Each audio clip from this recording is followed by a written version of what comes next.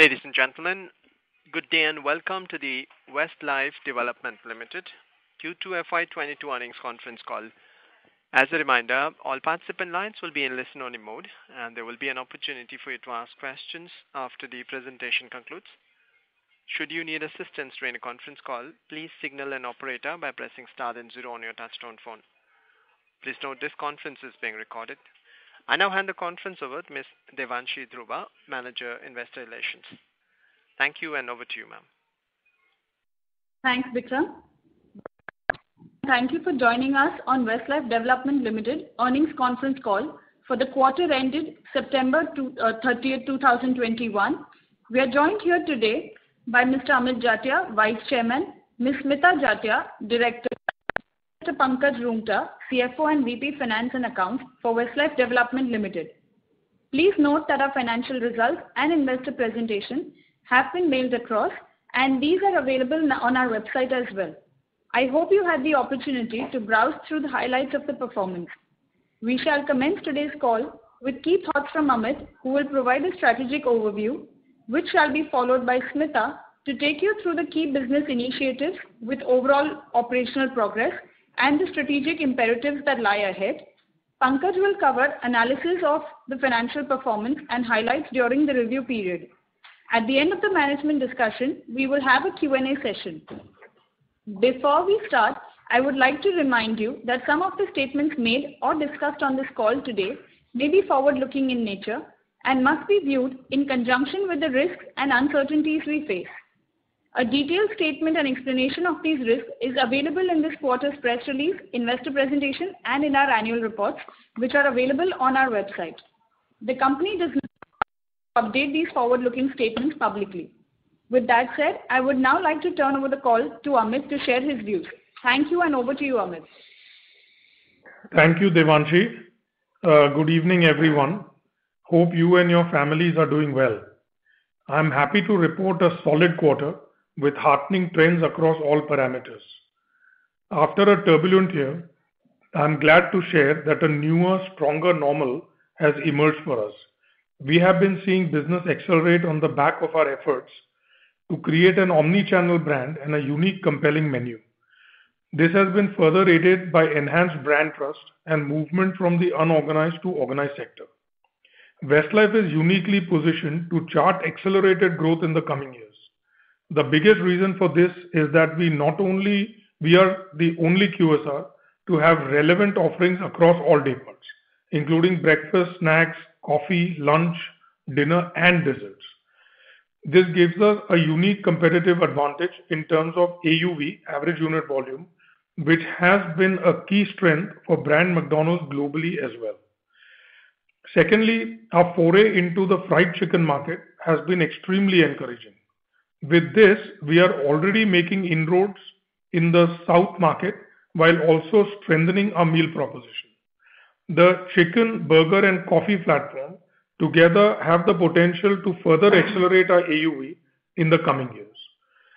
We have also taken a future-forward view on our digital investments and traversed a strong journey to being a food tech company. Today, we have pivoted to being a truly omni-channel, convenient, digital-driven brand that is helping us enhance revenue optimization of all restaurants. This month marked a significant milestone for us as we completed 25 years in the country. The journey thus far has been exhilarating and marked with many bold moves that have challenged the industry norms, such as launch of McDelivery, McBreakfast, McCafe, and Experience of the Future concept. Over the years, we focused on building a rock-solid foundation for the business and the brand, and have chosen to run the marathon with an aim to grow consistently and sustainably. We are confident that this strong foundation will now help us expedite the pace of growth and achieve new milestones much faster. The eating out industry in India is at an inflection point for an orbital shift. As a positive aftermath of the pandemic, the organized food service market is expected to grow at healthy double-digit CAGR. Within the organized sector, the Western fast food category is pegged to grow at an even faster pace. This presents a huge opportunity for us, especially as a brand that plays in all relevant categories. You will continue to see us make bold moves to reinforce our market leadership. In the coming months, we will be picking up the pace on store expansion, adding close to 30-35 new stores in our core and emerging markets, thus increasing our penetration. While this will help us grow our top line, an upward trending AUV will help us boost both top line and profitability. We believe we've entered a truly exciting phase in our growth journey, and this quarter's results are a great preamble to this. I will now hand it over to Smita to take you through the details of Q2 FY22 results. Thank you, Amit, and good evening, everybody. I am glad to share that we have delivered a strong set of numbers, setting the base for our new normal. Let me give you some highlights for the quarter. Both our revenues and same-store sales have surged by a solid 84% Y-on-Y. This growth has been driven by both our convenience channels that have continued to accelerate and dine-in that has built up strong and fast. Revenues from dine-in have almost doubled over same quarter last year. At the same time, convenience channels that include delivery, takeout, drive-through, and on-the-go have grown by a robust 77% over the last year. Even with dine-in opening up across most of the markets, delivery sales have grown by 107% as compared to Q2 FY21, where there were strong restrictions and delivery was the primary channel operational. This once again collaborates the fact with our pivot to being an omni-channel brand.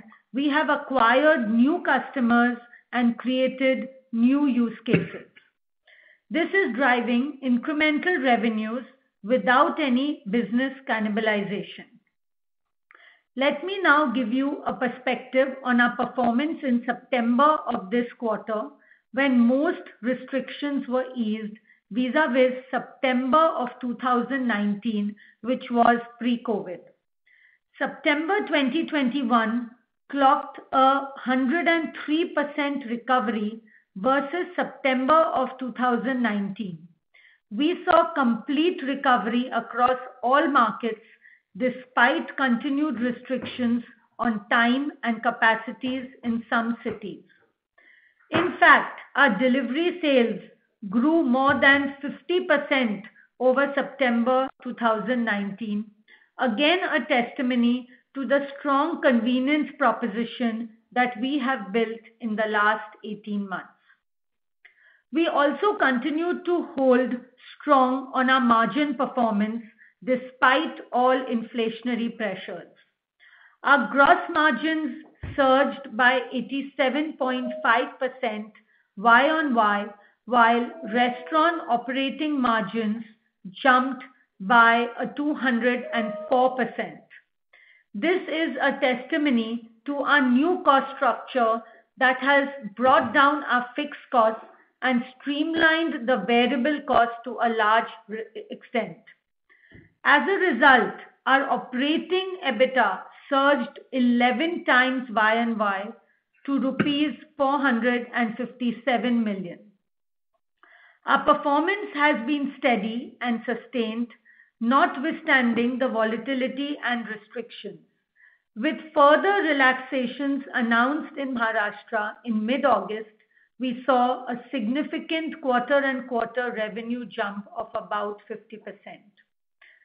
This gives us immense confidence that once complete normalcy sets in and all use cases, including college and multiplexes, come back, we will create new benchmarks and charter accelerated growth.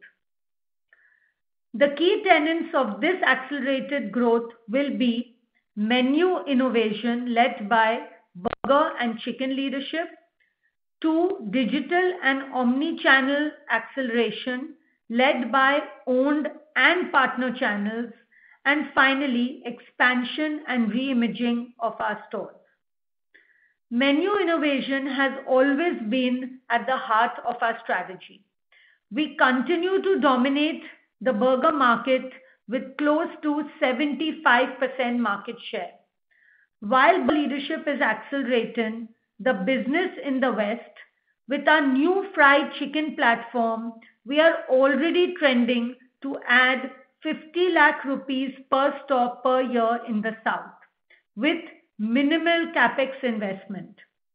We can attribute this success to a truly outstanding and differentiated product that has resonated well with our customers and has been receiving phenomenal feedback. The product is well researched and is backed by a robust supply chain. It also strengthens our all day part and meal proposition, putting us firmly on track to become chicken leaders in the South market. Our brand association with the South superstar Rashmika Mandana is further helping us build cultural resonance. Given this, we believe that even with 50 lakhs per store per year, we are just about scratching the surface and the potential to grow this platform is immense. We are confident that this platform will help us significantly enhance our AUV and hugely optimize the return on investment. This quarter, we also added new products to our McCafe and breakfast portfolio. You can now enjoy two immunity boosting beverages, turmeric latte and masala kadak chai at our McCafe stores. We also launched the double cheese McMuffin and spicy egg McMuffin to our exclusive McBreakfast menu. More and more customers are now adopting digital as a way of life, and a robust digital presence is imperative to serving and delighting them. As Amit mentioned earlier, we have been investing significantly to build a strong digital backbone. This will now be a foundation for our next phase of growth. The two key tenets of our digital strategy are convenience and personalization. We have two very strong apps, the McDelivery and the McDonald's app, which have a cumulative of 13 million downloads to drive these. McDelivery is helping customers order our food at the click of a button, and at the same time, our unique McDonald's app is helping build in-store GCs by giving customers personalized offers. Furthermore, these apps are giving us wealth of customer insights that are helping us drive meaningful CRM programs to offer further deliver personalization and build frequency. Finally, we are back on track with our expansion plans. This quarter, we opened 5 new stores and many more are under groundbreak. We also continue to re-image stores to the new EOTF platform and have also added 6 new McCafes. This said, I now hand it over to Pankaj to take you through the financial highlights of our results.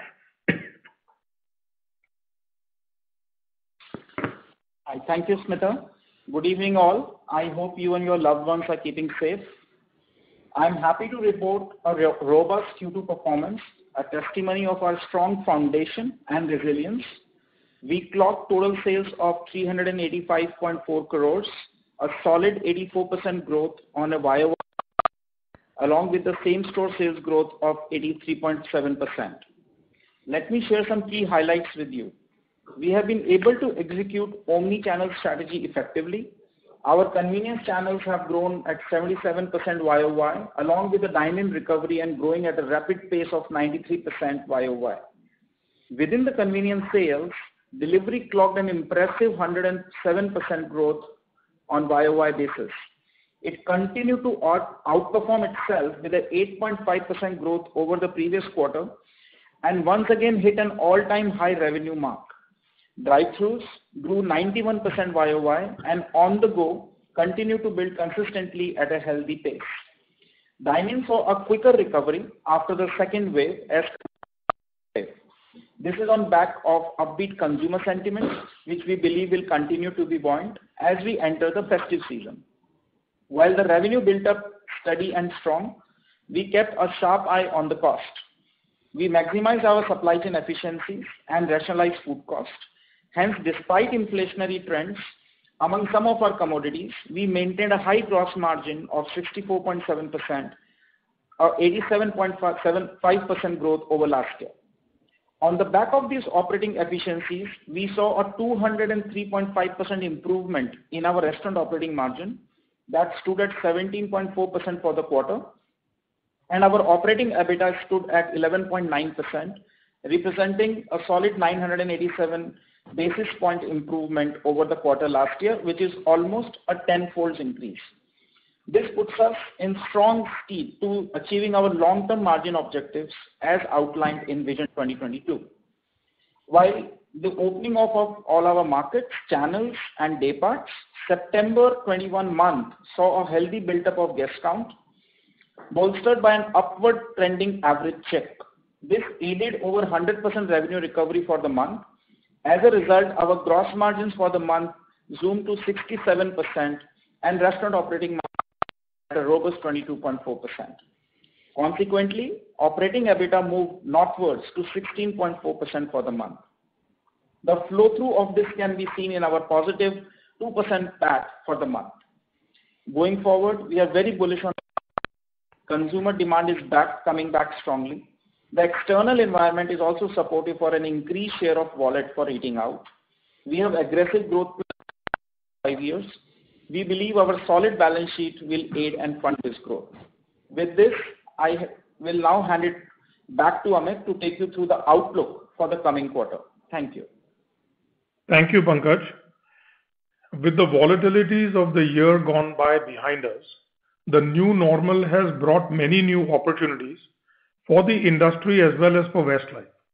As we announced a few days back, we will be investing about 800 to 1,000 crores in the next 3 to 5 years to double our footprint and re-image all our stores to experience of the future. We will also focus on further strengthening our technology prowess and on driving cutting-edge menu innovation to further strengthen our all-daypart proposition. At the same time, we will keep a sharp eye on the cost and make sure we continue to grow margins, boost profitability, and deliver value to all our stakeholders. At 25 years, 310 restaurants, 10,000 employees, and a rock-solid foundation, we believe we are just about getting started. The best is yet to come. Thank you. And with this, I open it up for Q&A.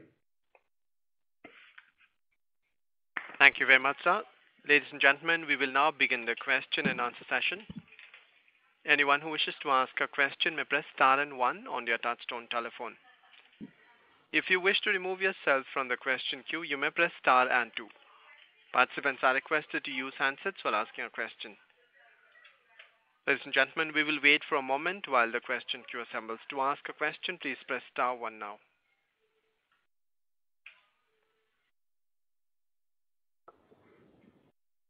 We have a first question from the line of Vicky Punjabi from JM Financial. Please go ahead. Yes, sir. Thanks for taking my question. So just 3 parts. Sir, I'm sorry to interrupt. Your voice is not very clear. Please use the handset. Thank you. Is it better now? Yes, please go ahead. Yeah.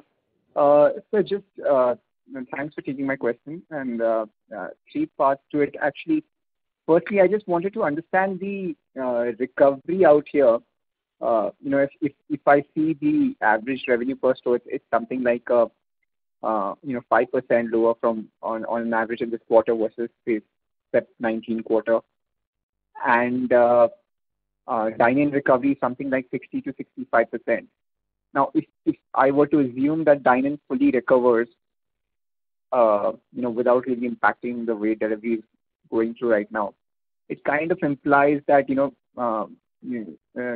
pegging the dine-in share at 50%, it would still mean around a 10 to 15% growth over the Feb 19 quarter. Is that the kind of growth we are looking at in terms of revenue per store going forward? Yes, absolutely. I mean, even in my last earning calls, I had mentioned, I mean, I'm kind of putting it at between 8 to 10% just to be a bit conservative because I've taken a small drop in something. But you are absolutely right. What we are seeing, even, the slides on the earnings presentation talks about that essentially even as dine-in has continued to come back in, convenience channels have stayed. And therefore, if you assume that dine-in will get to even 85, 90%, yeah, you will see 8 to 10 to 12% same-store sales growth. Right. And sir, just on the SG&A cost part, and I am actually looking at on a full rental cost basis.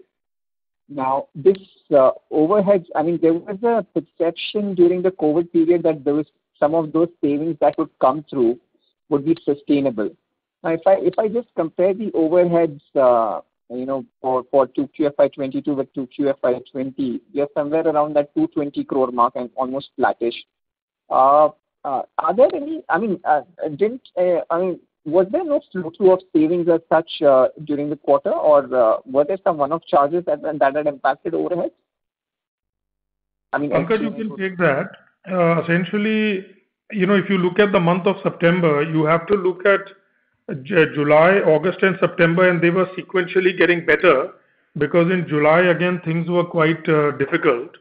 And if you look at the exit September, I mean, irrespective of individual line items, I mean, we were at a healthy 16.7% or so of operating EBITDA. So I feel that is really what I believe. But Pankaj, if you have any comments, you can add to that. No, Vicky, so, a normalized volume, that's why we stated the September month margins, where the gross margins were upwards of 67%, flowing down to ROM of upwards of 20%, and the operating EBITDA at 16.4, right? So the cost initiatives backed with volume recoveries is definitely playing the role. Sure. Okay. And just lastly on the expansion part, if I look at it, we've talked about around 200 to around 150 to 200 stores expansion over the next 3-4 years at 800 to 1,000 crore. Is it, I mean, generally we were, kind of building in a 3 crore per store capex and say, another 30% on the refurbishments and addition of McCafe. Now this looks like, this 3 crore per store is actually moving to around 5 crore per store. Are the capex intensity of store increasing, or is there some investments that are being made into the old store? I mean, I just wanted to understand what this kind of covers the overall capex. Sure. No, that's a good question. I think the correct way to look at it is that within the next 3 to 5 years, we intend to double the base of our stores, and the investment is about 800 to 1,000. So that's the correct way to look at it, rather than just looking at what the media had reported. Point number one. Point number two, we maintain that the store investment will be around the 3 crore average mark, plus a little plus for drive-throughs, a little less for food courts. So that is as far as that is concerned. The additional incremental capex will be to convert all further restaurants into modern experience of the future and McCafe. So that is how you can read that. The business model is not changing dramatically in these numbers. Okay. Thanks a lot, sir. That's all from my side. Thank you. Thank you. Thank you. We have next question from the line of Avi Mehta from Macquarie. Please go ahead. Hi, Amit. Hi, everyone. I just had a question following up on what Vicky's asked on the capex intensity. Now, you correctly alluded that the per store capex is 3 crores only, but there is additional investment that goes into the existing stores. My question is, how does this change the store level economics and, more importantly, payback return ratios? Because if you're going to do additional investments, you would expect, some additional revenues. And if you could kind of run us through, how do you see that situation panning out? Sure. So, as you might have seen, we've been consistent for the last, as long as I can remember, including Vision 2022, which we announced in FY16. McDonald's and Westlife's focus is to grow average unit sales, which is average unit volume per year, along with penetration. Okay, so the idea is to do both jobs. To be honest, whatever we've talked about does not change unit economics at all from whatever it was in the past. In fact, it's only getting better. So we alluded to the fact that, just the chicken business alone, with almost minimal investment, has already added about 50 lakhs rupees per restaurant per year. And we believe that that's going to continue to rise, and we are going to expand that to more restaurants like we did with McCafe. So, even if I take 50 lakhs, right, and you take the 300 stores, that's 150 crores on the top line without us having put any other capex.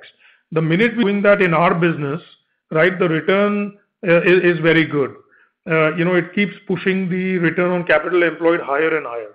So actually the business is getting stronger and stronger, and that's why we kind of shared the September margin. We believe that Maharashtra started normalizing around August 15th.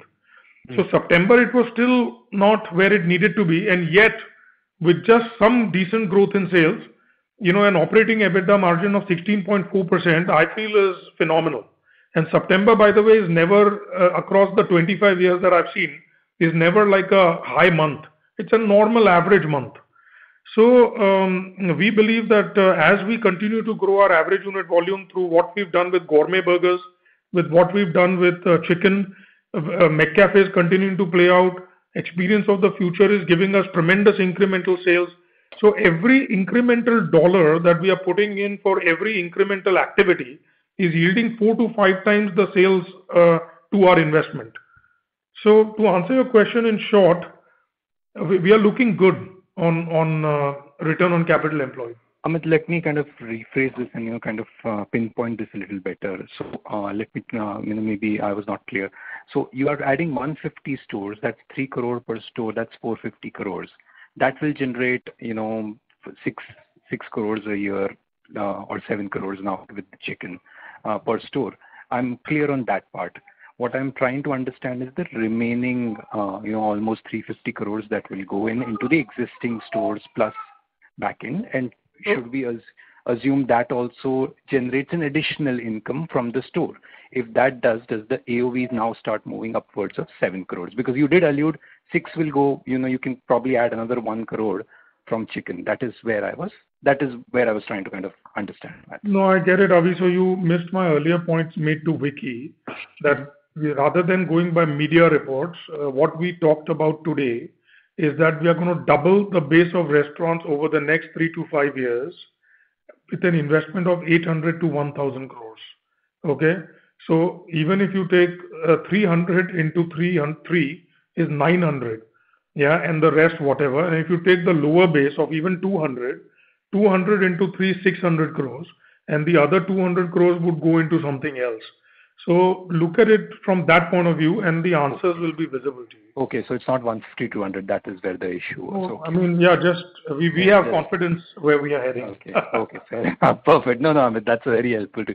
And the second bit, essentially, Amit, I just wanted to have a small clarification. The royalty, if you could kind of just help us understand how is that expected to change next quarter onwards? Or how is that kind of expected trend? Any changes over there? Avi, we have declared that entire year, I think it's 4% plus service tax. And then it's 4.5%, and that same schedule continues. There's no change. Okay. Except that this year, McDonald's are maintaining the 4%, which was to become 4.5%. Perfect. I'll come back in the queue. This is all I had. I'll come back in the queue. And congratulations on the good performance, Amit. Thank you. Thank you. Thank you. We have next question from the line of Gaurav Jogani from Axis Capital. Please go ahead. Thank you for taking a question, sir. So my question is with regards to the gross margin. You mentioned, that the September quarter has registered gross margin of 67%, while the entire quarter has registered 62.7% all year. So why is the gross margin so high in September? And in addition to that, like how it is expected to trend further in the going times ahead? So essentially, I must say that if you look at our history from 2013 until today, I think one of the things we've done extremely well is manage product mix. And while we wouldn't want to share more than that in terms of our real recipe for success, but we've been able to consciously manage inflation and gross margin movements by managing our product mix. So even in this quarter, month on month, we've been able to get benefits by playing around with some of our products, which has yielded this result. I think if Pankaj wants to add anything to that, please go ahead.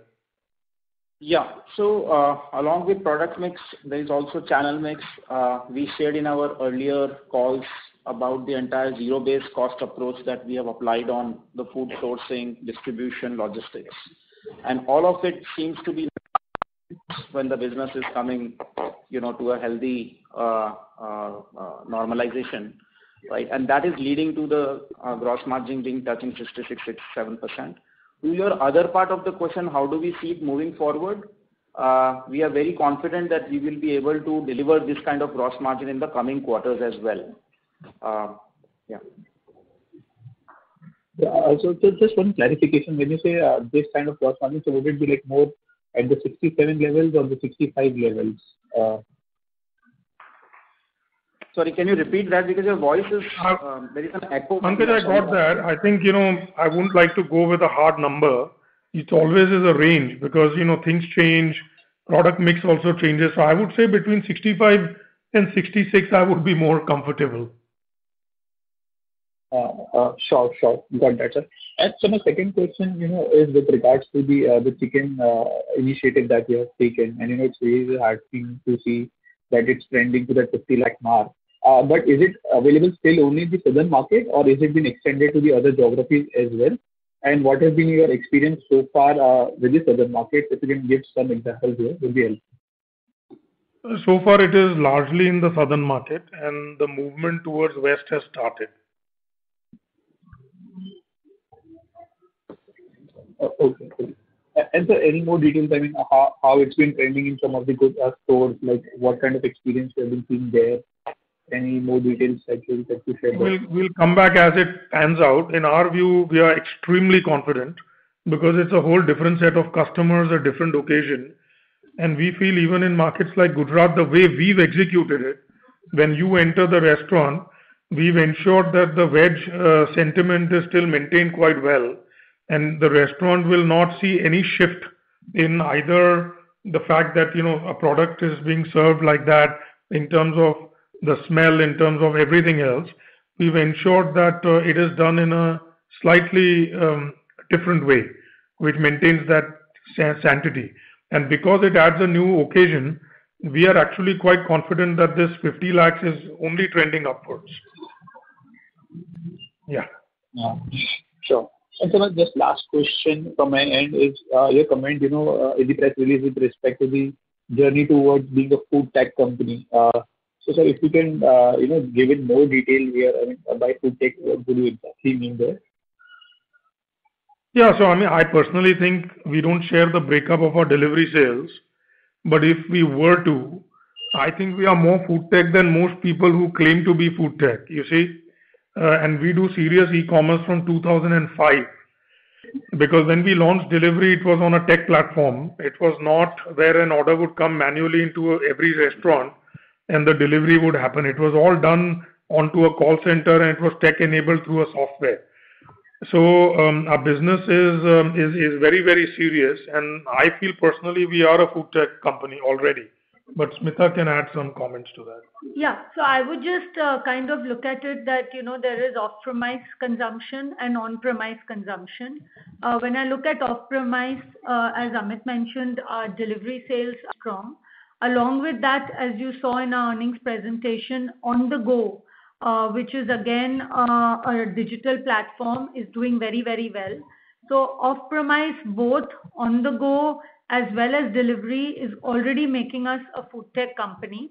Also, when you look at on-premise, which is dine-in and a large part of drive-thrus, as again what I mentioned in my commentary, the McDonald's app is already enabling us to be able to give the customized offers to our customers, personalized offers to the customers. And by getting the data from the app of even our dine-in customers, we are being able to service them in a much, much better way. So eventually, we are looking at a huge shift of people actually using digital channels to be able to consume us. And currently, even in our restaurant, 20% of our orders come from the self-ordering kiosk, which is again a digital platform. So if I combine delivery, on the go, the McDonald's app, and the self-ordering kiosks, together they are a huge substantial part of our digital sales, and that is why we call ourselves a move from food to food tech. And actually, just to last add on that, I feel omni-channel is the best way to describe our brand. I feel the world is about omni-channel, and the world not only about online, etc. I feel a brand needs offline and online presence if you truly want to succeed and be a mass market brand. Sure. So I did see in your presentation also that you've been launching, that loyalty card both on the coffee side as well as on the burger side. So is that a part of this entire thing that you're alluding to? Yeah, absolutely. Loyalty card would also be a part of the digital platform which we are enhancing and strengthening. Sure. Thank you. And just one last bit from my end now. The 1,000 things that you've mentioned, would that also include the digital investments that you will be making, or that will be excluding that? No, it includes everything. Our entire capex is included in that. Oh, okay. Thank you so much for your time. Thank you. Thank you. Thank you. Thank you. We have next question from the line of Ashit Desai from MK Global. Please go ahead. Yeah, hi. Thanks for the opportunity. Amit, I'm sorry to repeat this question, but just to clarify, this 800,000 crores capex is to double your store base that you have as of now. Correct. Instead of 150 stores, you are looking at addition of more than 300 stores. Correct. Over 3 to 5 years, yes. Okay. So this year will be 30 stores, and thereafter it will be like a 50 store kind of a run rate. It's moving towards that, yeah. Okay. And can you share how many of these will be in existing cities versus how many new cities we will target? So, one thing is there that when we say that this is what we are going to do, we've been able to build a reputation that we think very hard and it's very data backed. So essentially we do what is called a gap analysis, and essentially we look at all existing and new markets and we identify the spots where these next 300 stores are going to come, and our commitment is based on that because we can clearly see that. To answer your question, about 60-65% will continue to come from existing cities. Earlier it used to be about 70%, but we do believe that we are seeing a lot of traction coming in what I would call tier 2 cities as well, and therefore we want to start pushing towards that direction also. So I would say about 40%, 35 to 40 would be in newer cities and smaller cities, but 60% will continue to come in what I call our existing 4 cities, key cities. Got it. And any changes in the size of stores that you are looking at? And also, if you can answer whether we would need additional external funding for this, or this will all be met through internal accruals? Well, our plan is to manage this through internal funding, and at best in gaps, we will cover that with our debt lines. We are pretty debt free, as you know. So there is no plan to raise additional capital or raise a lot of debt or anything. We are pushing ourselves, as I had said in 2016, when we had announced that we will come to, we will grow the store base and we will triple our sales. We had said that it will all be through internal accruals, and I think we've kept our word on that. And that is the intention here as well. In terms of store sizes, no, we don't see any change because at least at Westlife and McDonald's, we are very focused on growing average store restaurant sales annually as well. And therefore, we do believe that in-store is going to come back. And as we continue to add new product lines like we did recently, we believe that we are at the right optimum size. Got it. And lastly, if you could comment on the kind of RM inflation that you're looking at and any pricing actions that you plan for. Yeah, inflation has been strong, and the headwinds are pretty strong as well. As I have mentioned, if you look at pretty much any call from 2013, I have been saying that, inflation in India is a reality, and there are times when inflation really becomes strong, and then there are times it, becomes a bit dormant. So our action around inflation never stops. While quarter to quarter it is hard to manage, but year on year we've been able to do a good job. So because we stayed ahead of the curve, even if you look at this quarter, we managed it quite well. Headwinds are there; they are strong. Both in many of our key products. So maybe on a quarter basis it might show up, but so far we've been able to manage it quite well. Got it. Okay. Thanks. That's it from me, and congrats on the good performance. Thank you so much. Thank you. Thank you. We have next question from the line of Latika Chopra from JP Morgan. Please go ahead.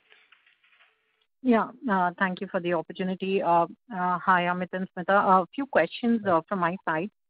The first one was on the delivery part of your business. I know you don't, give a split across the convenience channels, but you did mention that, convenience channels grew 7% sequentially in Q2. Could you give a qualitative flavor, on how did delivery growth behaved versus the 7% number? And also within the delivery mix, clearly a lot of work has been done on the app, and it, your presentation shows it continues to see increased number of downloads. How is the growth trending between orders placed via your app versus aggregators? Any qualitative flavor would be appreciated there. So that's the first question. Yeah, I mean, sequentially, the 7% delivery has been an important part of that.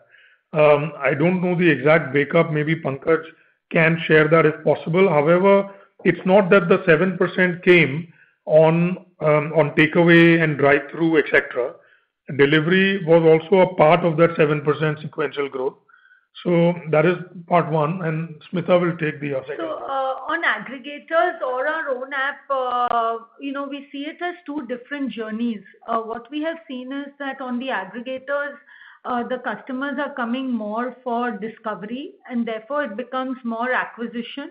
Whereas on our own app, with exactly what you said, with a better UI, UX and a customer experience, you are able to give more customization and personalization, leading to loyalty. So I think both have a very important role to play in delivery.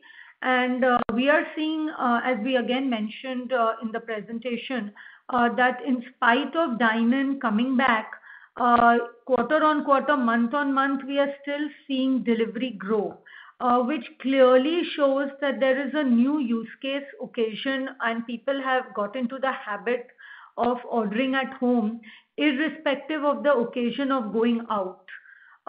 So I think this is, and if I actually have to take global McDonald's was always a more convenience-led brand, where like in US, 70% of consumption is through drive-through and takeaway.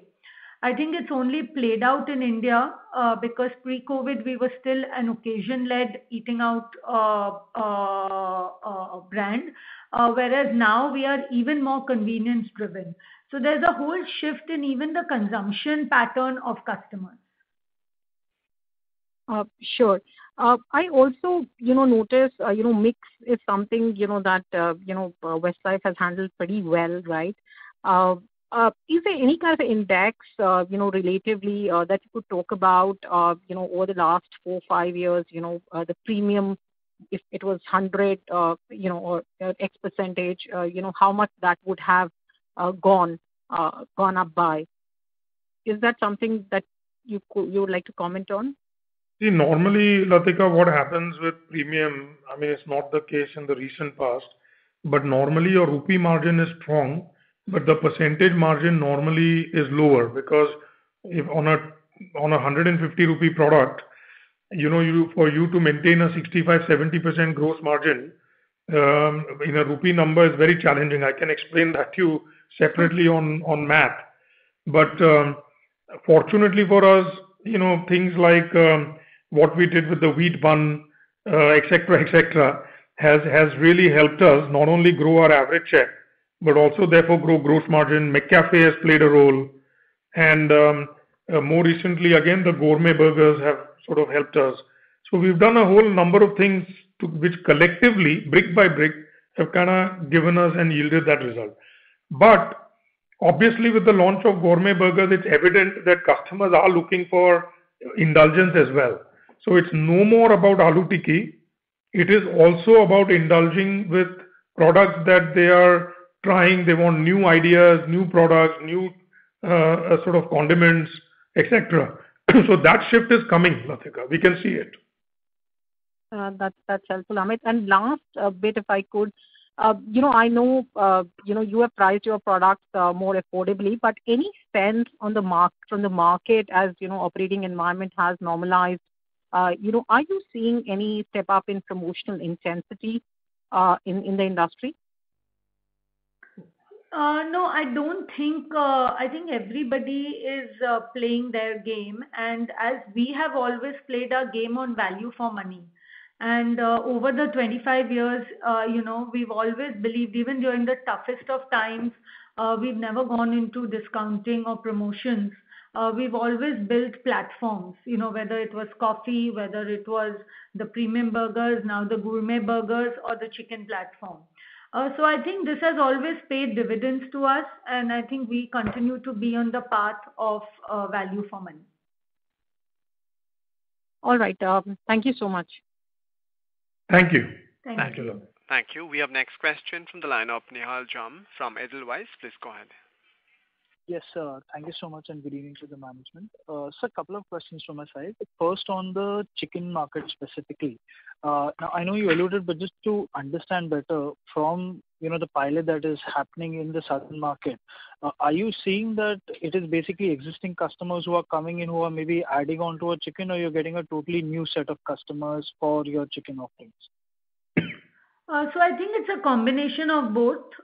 Definitely, for the existing customers, they are buying it along with their burger meal. Or sometimes, if they're not having a burger, they are buying the 6-piece plus chicken offering. At the same time, as awareness is continuing to build that McDonald's has the best-in-class chicken offering, it's already started to attract new customers. And that's very evident in our GC growth, which we are also seeing. So I would say it's always a combination.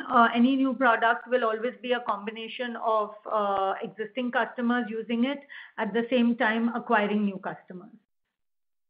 That's helpful, Smita. But as I check, currently I would assume that our chicken offerings or menu would be limited, say, compared to the other full-fledged chicken provider. So from that perspective, then what becomes the differentiator that we believe can end up, keep driving customers? Because globally, also I think the extension into chicken, at least say for the likes of McDonald's also, may have not been that accretive, but at least our experience seems to be good. So what is it that we are doing incrementally to drive that? No. First, I'll answer the second part.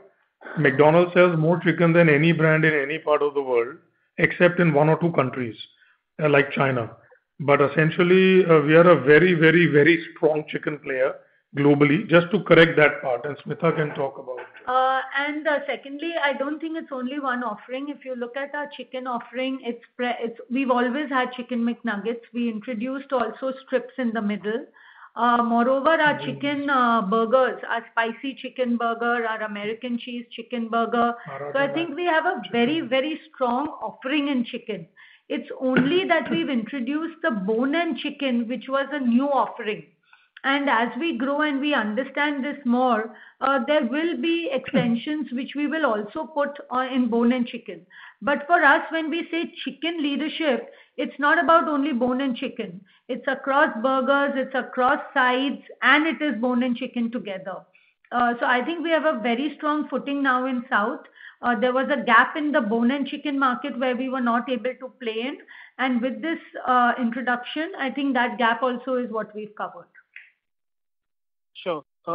Amit, when you say globally McDonald's is a leader, that includes basically the burgers and the bone-in chicken offering that you're saying, right? And what is the contribution that has generally reached in some of the most successful countries for McDonald's? We don't share that breakup, and that's more Global's prerogative to talk about. As far as I know, basically in all of Asia, we do fried chicken. Okay, so you go to Malaysia, Indonesia, Singapore, we do fried chicken, and we have a pretty strong offering.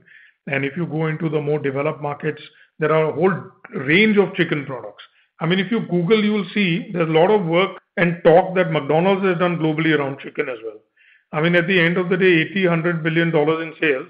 So our chicken sales, if you were to just separate that out, it would probably be higher than most other players. And even in our south markets already, we already do more than 50-60% sales from chicken. So it reflects that we already have a strong chicken offering. It's only that we have added bone-in chicken into the foray. Just one last question from my side, that generally for an EO upgrade for a normal store to become an EOTA, what is the kind of capex that goes in?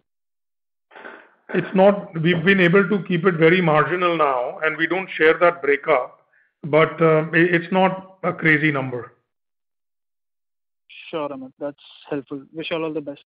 Thank you so much. Thank you. Thank you. Thank you so much. Thank you. We have next question from the line of Percy Pantaki from IIFL. Please go ahead. Hi, sir. Good evening. So I was just looking at your last quarter's. I was just sort of remembering what was discussed in your last quarter's call, and I recall there were some participants asking you why you are not accelerating your store addition. Everyone else is doing it, etc. And you were explaining as to why you prefer to go slow and steady, increase the throughput in each store, and that is the better way to progress. And then a month or two later, we saw this sort of release from your end saying that you're going to add 150 to 200 stores in 3 to 4 years. And now you're saying actually it is doubling the stores, so 300 stores plus in 3 to 5 years. So why this change in communication, and also this little bit of lack of clarity in exactly what you're trying to do, and why change from your original stance just 3 months ago that we would not like to accelerate the store openings? See, that is because it's about your perception versus how we think about it. I mean, you may perceive that we've been slow and steady. I feel we've been super aggressive but sustainable. And essentially what we are talking, it's a step-by-step approach. So first and foremost, in 2016, we talked about taking our store base from X to Y. And when we talked about that in 2016, people were, again, the same kind of question that what is changing? So that is point number one. I don't think we've been slow and steady. I think we've focused on sustainable growth. We focused on good quality of real estate. We focused on building competitive advantage with drive-thrus, etc. The first important part is none of that is changing. That is point number one. Point number two, our Vision 2022 talks about 2022, right? Which 2022 is coming. So I think it is time for us to now unveil our new vision.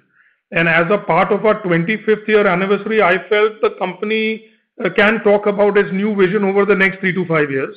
And this was in line of that conversation. So at Westlife, people who've tracked us for the last 11, 12 years since we've been listed, or 7 or 8 years, have kind of seen that we don't make random out of line answers, and we don't build strategy on the go. And we have nothing to do with anybody else. We follow our own path. So if you notice today's conversation, we have not suddenly said that AUV is something we don't want to work on. We believe that AUV is unique to us, and we continue to focus on that. And along with AUV, we will build penetration. If I hear some of the conversations I'm hearing around other players in this category, I'm hearing of smaller stores with a large number of stores, and that is not our strategy. I think in the previous question, I answered that in a different way, right? So essentially, we will continue to build the size we've talked about. We will continue to build real estate competitive advantage. We will continue to take a portfolio approach with drive-throughs, and yet we will continue to now increase the pace because we find a shift in the marketplace from unorganized to organized. And I've been saying that on call after call. Lastly, you see, in the media, they picked it up in that manner, but we, in our vision statement also, even in 2016, we always talk of a 3 to 5 year window.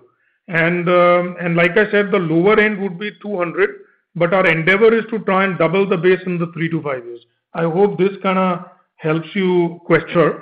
The other thing is, of course, with the launch of our chicken platform, we are seeing very, very good traction in South India, which is giving us the confidence to go a bit more aggressive, including in tier 2 and tier 3 cities.